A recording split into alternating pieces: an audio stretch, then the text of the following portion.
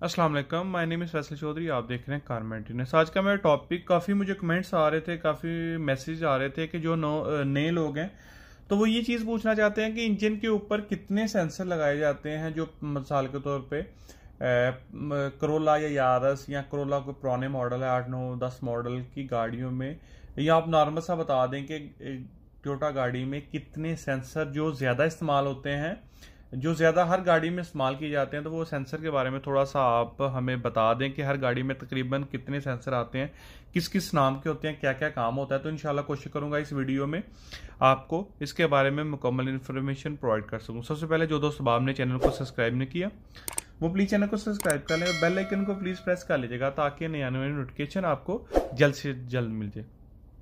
अगर किसी भाई को पाकिस्तान या सऊदी अरेबिया या किसी भी अरब कंट्री में स्कैनर, किसी किस्म का स्कैनर डिवाइस या किसी भी किस्म का कोई प्रोग्रामर चाहिए, गाड़ी के रिलेटेड ट्रेनिंग चाहिए या किसी किस्म की कोई चीज़ चाहिए, तो आप मेरे व्हाट्सअप नंबर पे रब्ता कर सकते हैं। आपको स्क्रीन पे व्हाट्सअप नंबर नज़र आ रहा होगा, तो आप इसका स्क्रीनशॉट ले लें। फिर उसके बाद आप मेरे व्हाट्सअप नंबर पर रब्ता कर सकते हैं। किसी भी किस्म का कोई भी स्कैनर, ज़रूरी नहीं है थिंक डैग हो, किसी किस्म का स्कैनर आपको पाकिस्तान या सऊदी अरेबिया या किसी भी अरब कंट्री में आपको ये मिल जाएगा। आज की वीडियो ये होने वाली है कि बेसिकली तौर पे स्टार्टिंग लोगों के लिए है जो बिल्कुल नए हैं इस फील्ड में। तो अगर जो पुराने हैं तो उनको तो ऑलरेडी पता होगा, तो मेरी मोहब्बत में वो वीडियो देखना चाहते हैं तो देख लें। तो ये 1NZ FE इंजन है, ठीक है। तो इसमें बेसिकली तौर पे सेंसर लगा लें या कोई भी चीज़ लगा लें जो ज़्यादा इस्तेमाल किए जाते हैं। वो क्या क्या है इंजन के रिलेटेड जो इंजन के ऊपर लगाए जाते हैं। बाकी तो काफ़ी चीज़ें इसमें लगाई जाती हैं, लेकिन जो इंजन के बिल्कुल ऊपर लगाई जाती हैं तो इसलिए वो इंजन के साथ ही काउंट होती हैं, ठीक है। तो मैं इंशाल्लाह उसके बारे में आपको पहले बता रहा हूँ ताकि वीडियो लंबी ना हो। तो सबसे पहले उसके ऊपर, सबसे ऊपर जाते हैं। जो मेन टॉपिक है इग्निशन कॉइल, जो बिल्कुल ऊपर है, ठीक है। इग्निशन कॉइल ऊपर है। इग्निशन कॉइल का बेसिक तौर पे हर बंदे को मकसद का पता है कि इग्निशन कॉइल स्पार्क प्लग को करंट देता है, ठीक है। स्पार्क पैदा होता है, इंजन में स्पार्क पैदा होता है इग्निशन कॉइल की वजह से, यानी स्पार्क प्लग में इग्निशन कॉइल ही स्पार्क देता है, ठीक है। ECM इसको सप्लाई देता है तो वो आगे स्पार्क देता है। इग्निशन कॉइल का मकसद ये हो गया। फ्यूल इंजेक्टर दूसरे नंबर पे, सेकंड पे आता है फ्यूल इंजेक्टर। फ्यूल इंजेक्टर का काम ये होता है कि ECU के सिग्नल के हिसाब से फ्यूल को इंजेक्ट करा दे इंजन के अंदर। फ्यूल इंजन के अंदर जाएगा। इंजन को चलने के लिए 3 चीज़ों की ज़रूरत होती है: हवा, पेट्रोल हो या फ्यूल हो, कोई भी किसी किस्म का फ्यूल हो, फ्यूल, पेट्रोल और स्पार्क, ठीक है। ये 3 चीज़ों की ज़रूरत होती है इंजन को स्पार्क, यानी इंजन को चलने के लिए, ठीक है। हवा, फ्यूल और स्पार्क, ठीक है। दूसरा हो गया फ्यूल इंजेक्टर।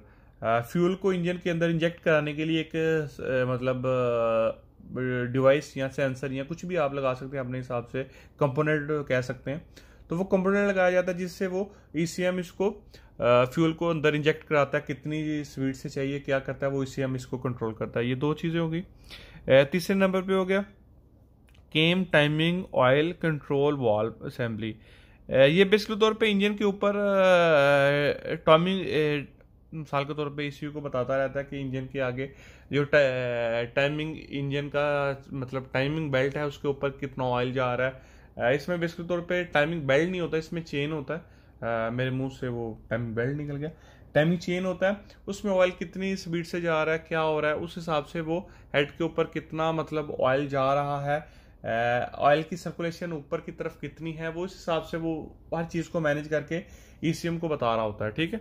ECU को सिग्नल दे रहा होता है, ठीक है। नॉक सेंसर उससे बिल्कुल नीचे है। नॉक सेंसर मेरे हाल में कम लोगों को ही पता है। नॉक सेंसर पे एक अलग से हाँ, ये मैं नॉर्मल सी एक चीज़ें बता रहा हूँ कि जो देसी ज़बान में आम आपको देसी ज़बान में बता रहा हूँ, तो ताकि आपको पता चल जाए। अगर आप चाहते हैं कि इसके मुतालिक वीडियो मुकम्मल बने तो इंशाल्लाह मैं हर एक चीज़ पे एक मुकम्मल सेंसर पे वीडियो बनाऊंगा। ट्रेनिंग सेक्शन में नॉक सेंसर की एक वीडियो आने वाली है। ट्रेनिंग सेक्शन में इंशाल्लाह उस पर मुकम्मल बात करेंगे। हम शॉर्ट से अभी बताते हैं। नॉक सेंसर बेसिकली तौर पे एक गोल नुमा जैसे ठीपा नुमा यानी सिक्का नुमा एक चीज, मतलब एक सेंसर उसकी शक्ल होती है जिसके अंदर बिल्कुल सुराख होता है, 12 का बोल्ट के साथ ये अटैच होता है। ये बेसिकली तौर पे इंजन की वाइब्रेशन को ECU को बताता है, ठीक है। ECU को बताता रहता है कि इंजन कितनी मतलब कितनी इंजन में नॉकिंग हो रही है, वाइब्रेशन हो रही है, उस हिसाब से ये काम कर रहा है, ठीक है। उसके बिल्कुल नीचे आ गया क्रैंक शॉर्ट पोजीशन सेंसर, जो इंजन के घूमने से ECU को सिग्नल देता है कि इंजन क्रैंक कर रहा है यानी घूम रहा है, ठीक है। उस हिसाब से वो सिग्नल देता है, इस हिसाब से वो करंट पैदा होती है। केम पोजीशन सेंसर केम के ऊपर लगाया जाता है, वो भी केम को मैनेज करने के लिए, जैसे क्रैंक को मैनेज करने के लिए वो क्रैंक होता है, इसी जगह पे केम के ऊपर भी केम शॉर्ट पोजीशन सेंसर भी लगाया जाता है। केम अक्सर औकात केम सेंसर खराब हो लोगों का तो ज़्यादातर प्रॉब्लम ये आती है कि गाड़ी सुबह लेट स्टार्ट होती है, ठीक है।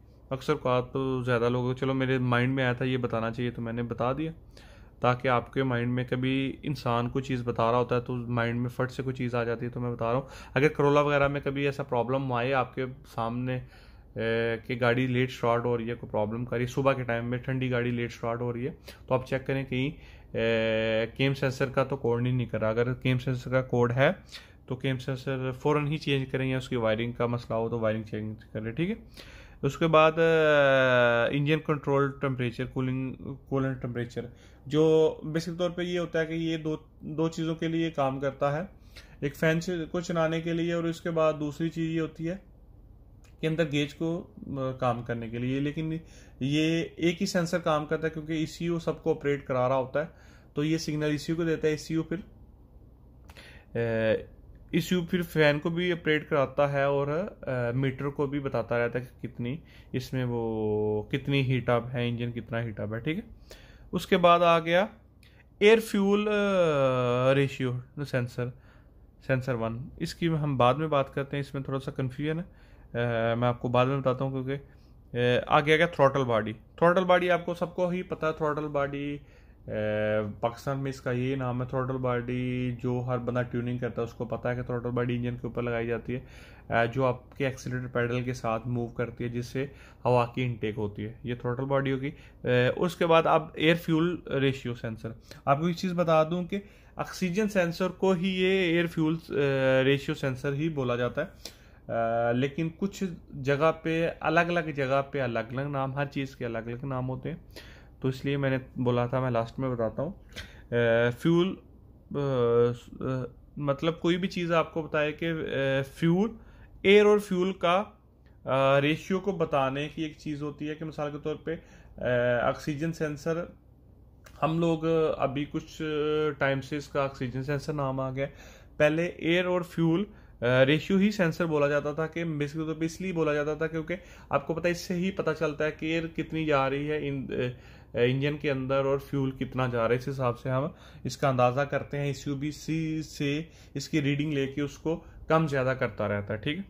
तो आई होप आपको सेंसर के बारे में मुकम्मल समझ आ गई होगी। अगर ये मैंने शॉर्ट्स ही बताया था क्योंकि लोग ये जानना चाहते थे कि इंजन के ऊपर और इंजन के मतलब रिलेटेड कितने सेंसर जो काम करते रहते हैं, तो मैंने सोचा कि आज मैं बता दूं आपको ताकि आपको समझ आ जाए।